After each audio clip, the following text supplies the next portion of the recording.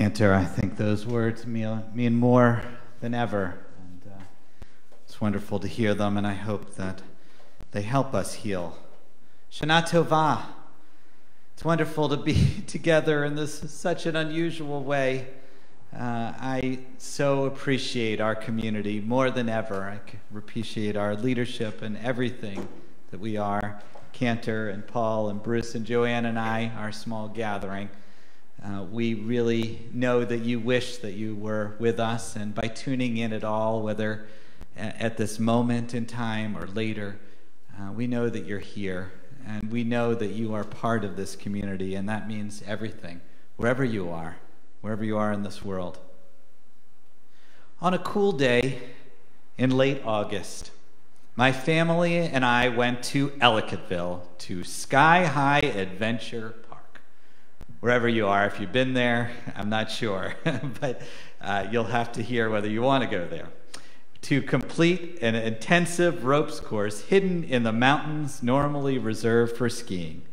We knew nothing about what we were about to face, and I only found out right before that I would be participating as well. When Ashira first told me of the plan, I assumed it was just for the kids. So, ignoring my normal fear of heights, I warily climbed the rope ladders to stations 30 feet off of the ground. My 7-year-old and I chose a green diamond, while Ashira and my older kids chose the harder blue diamond level. Those of you that know about skiing, it's basically what you're talking about with this. Noam went first, easily transversing the challenging obstacles like a thin tightrope braced only by an overhanging safety hold, and perpendicular ladders of narrow slabs of wood. I raced to keep up with him, finding myself wobbly in the places he glided over so easily. With relief, I saw that we were nearing the end. The final obstacle, a fast zip line down into rope mesh netting. Noam made it down easily, catching the rope and moving to the safety of the adjacent tree. I was not so lucky, hitting the end and bouncing back, ending up heading back toward the tree I had just descended from. A 20-something Bangladeshi from New York City looked up at me with supportive eyes. "Grab the rope and pull yourself up," he told me. "You'll need to start from the beginning." I looked up at him skeptically, but following his instructions as best I could, I managed to return to the post where he currently stood, waiting to take the same trip I just had. "Now do it again," he said, "but this time make sure to catch the rope netting and hold on."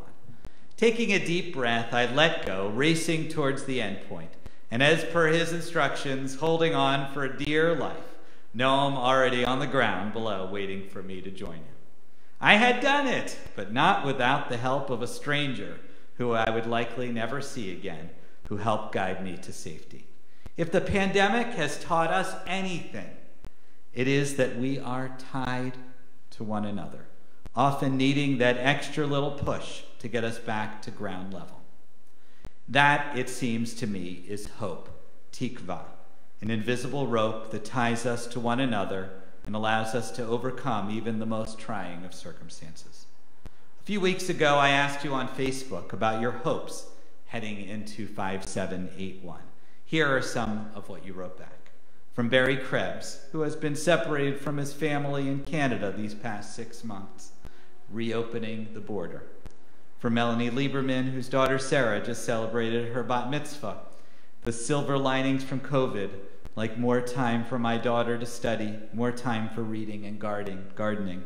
From Brian Shepard, I've always pictured Earth as a spaceship. As such, I always hope for a healthy, sustainable, and respectable existence. From Daniel Ferber, the love of my wife and the way my daughter looks at the world, the knowledge that we as a country have survived troubled times before. From Linda Bergman, faith, family, and friends. From Maureen Fagan, seeing the resilience of our kids, despite everything going on, they're still happy. From Vicki Rubin, health, peace, and a safe vaccine. From Rabban Raphael, creativity and new science, necessity is the mother of invention.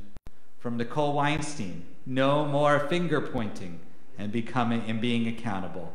We all make mistakes, but we should own them. After all, it is human nature. From Beth Steinberg, I hope for several things to go away: racism, ageism, sexism, anti-Semitism, bigotry, hatred, fat-shaming, violence, intolerance, hunger, poverty, failure to protect the environment, economic inequality, animal cruelty, homelessness, and the excessive volume of television commercials. From Mindy Weinman, hoping for a world that has learned how to be wiser, healthier, safer, more caring, more tolerant, and more understanding. From Mark Nightinger, that when this is finally over and we return to the old normal, that people won't forget that a virus made us really focus on what is truly important in our life. From Rebecca Green, so many things give me hope. The wonderful teachers my kids were assigned, being surrounded by loved ones, seeing the good in people. It's all around me. And from her husband and son, Seth and Max Green, I don't need hope. I know things will be okay. Hope, tikva, can be hard to find as we enter 5781. She feels absent in this nearly empty sanctuary, usually brimming with life on the eve of the holiday. Absent in teachers and students not being able to attend classes in the way that they are used to. Absent in the many residents of senior communities who are not able to leave their facilities. Absent in the chaos of our political system and pandemic response. Absent in our work settings bereft of human interaction, or perhaps facing a steep economic hill to climb. Absent in our walled-off social environment, shuttered movie theaters and malls. Absent in the fabric of our lives that have ground to a halt. Absent here in the symbols of our holiday, the muffled cry of the ram's horn, dulled taste of our apples dipped in honey, and misshapen ram challahs that can neither be shared nor discarded during Tashlik. No, this year, hope, tikva, is hard to find. The Hebrew word tikva comes from the root kav, meaning rope. It first appears in the book of Joshua in the story of Rahab, the brave woman who risked everything to save a contingent of Israelite spies. When confronted by the king of Jericho to reveal their whereabouts, she lies and tells him they had already left the city through the city gates, when in fact the spies are hidden in the grain bins over her roof. After the gates of the city are closed that night, Rahab lets down a rope from her home inside the walls of the city itself. She's actually in the wall, and allows the spies to escape to safety. She only asks when the Israelite army comes through that she and her family should be protected. Now, therefore, I pray, you swear by God, since I have shown you kindness, that you will also show kindness to my family, she begs them.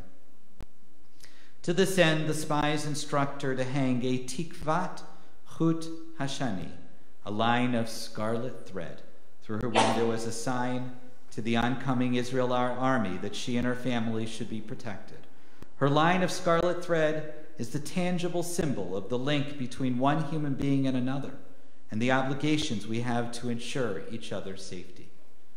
I call tikva our scarlet rope of hope, and like the calming support from a complete stranger at Sky High Adventure Park, it can make all the difference in the world. As I think about the overwhelming circumstances we have faced over the past 6 months, there are many places I have gone to find tikva. I found her in the voices of our leadership team at Congregation Shir Shalom, as we navigated the narrow confines of shutting down and having to reimagine everything in a few days' time in mid-March. I found her in the large handwritten sign proclaiming we support our first responders on Maple Avenue, only a block from Suburban Hospital. I found her in the music of a bagpiper who traversed the streets of the city to cheer up cooped-up residents. I found her in the eyes of our newest centenarian, Jenny Pohl, whose birthday was marked by synagogue members in a drive-by celebration on April 3rd. Watching her standing on her second-floor apartment, greeting everyone with a smile and a wave was priceless. Hey, Jenny, wherever you are. I found her in the eyes of our 10 B'nai Mitzvah students who completed their lofty assignment in the middle of a pandemic and afterwards turned to me one by one, beaming in amazement at what they had just been able to do. I found her in the hands of wedding couples who have promised their lives together even when the original plans of their celebrations have been thrown asunder, whose love shines bright and beautiful in these dark times. I found her in the outpouring of support given to those suffering through loss and hardship. I found her in the countless people who have called the most isolated members of our community week after week after week, just to make sure no one has been left behind at this critical moment. I found her in the countless postcards and care packages that have gone out to encourage voting and support democracy. I found her in the simple day-to-day stories of surviving and thriving in the most trying of circumstances. And I find her here, in you, even when you are not present in the room directly with us. We know that you are here. The scarlet rope of hope can be thin and hard to see. For some of us, it is barely visible at all, but I assure you that it is there. And if you can only use it to brace yourself, we will all find our way to safety. The word tikva has a familiar ring to it this time of year, and not just because of the words of Israel's national anthem, Hatikva, that often we play during Rosh Hashanah, but because of the instrument most central to the Jewish New Year, the shofar. Tikiyah, we announce. Shivarim, Truah. And now to the list we add Tikva, hope. In the book of Joshua, Jericho is conquered not by metal swords and catapult, but by the ram's horn itself. 7 shofars blast for 7 days, and on the 7th day the walls come crashing to the ground. This year, let our shofar cry itself, our cry of Tikva, break down the walls of despair and loss, of social distancing and masks that separate us from one another, and remind us that the scarlet rope of hope still hangs ready for us to grab onto, and for us to extend out to others in need. As Seth and Max Green proclaimed on Facebook, we are going to be okay. There's a tradition in Israel of wearing a red thread upon your left wrist to protect against the evil eye, ayin hara. Tomorrow at Transit Drive-In, we will be distributing these threads, and we thank Sue Hill for last minute cutting 800 of them as a reminder of this scarlet rope of hope that binds us to one another. Take it, wear it, make it your own. Encourage others to do the same. That way, even when we are not physically together, we will not be alone. To a sweet and happy, healthy, and hopeful year ahead. Hashanah Tova Umituka.